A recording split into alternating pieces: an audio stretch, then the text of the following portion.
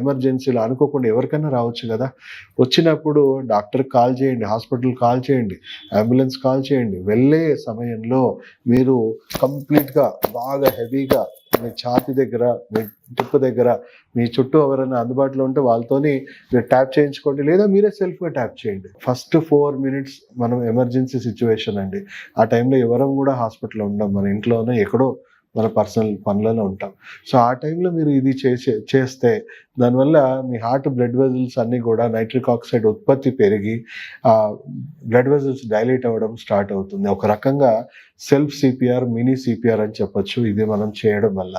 So prevention కోణంలో మీరు diet, జీవనశైలి ఇవి పాటిస్తూ నేను చెప్పినట్టు నాడీ యోగా ఫర్ హార్ట్ కేర్ ఏదైతే నేను చెప్పానో అది మీరు రెగ్యులర్గా పాటించడం వల్ల బ్లడ్ ప్రెషర్ అనేది మెయింటైన్ అవుతుంది.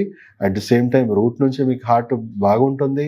అండ్ రెగ్యులర్గా నేను చెప్పినట్టు ఎనర్జీ బ్లాక్స్ కూడా మీకు ఫ్రీ అయిపోతుంది. కాబట్టి మీకు హార్ట్ అటాక్స్ దాదాపు 10లో 9 మందికి వచ్చే అవకాశాలు తగ్గిపోతాయి. సో సడన్గా హార్ట్ అటాక్ వచ్చినప్పుడు ఇంకొక టిప్ ఏంటంటే, మీరు మీ చేతిలో అంటే మిరపకాయ పొడి కానీ, జింజర్ కానీ అలాంటివి ఏమన్నా ఘాటు వస్తువులు తిన్నా కూడా మీకు ఎట్లా కంట్లో నుంచి బాగా నీళ్ళు వచ్చేస్తాయి. ఎందుకు? లోపల విపరీతమైన మంట క్రియేట్ అవుతుంది. సో దానివల్ల కూడా నైట్రిక్ ఆక్సైడ్ ఉత్పత్తి పెరిగి రక్తనాళాలు న్యాచురల్గా డైలేట్ అవుతాయి. సో అలాంటిది కూడా చేయొచ్చు. ఒకవేళ అవకాశం ఉన్నప్పుడు మీరు ట్యాపింగ్ చేసుకుంటే ఎవరి దగ్గరైనా కొంత కారము, ఉల్లిపాయలు అలాంటివి తీసుకొని మీరు ఇమ్మీడియట్గా నమలేసేయండి. కచ్చపిచ్చ నమలేస్తాయి.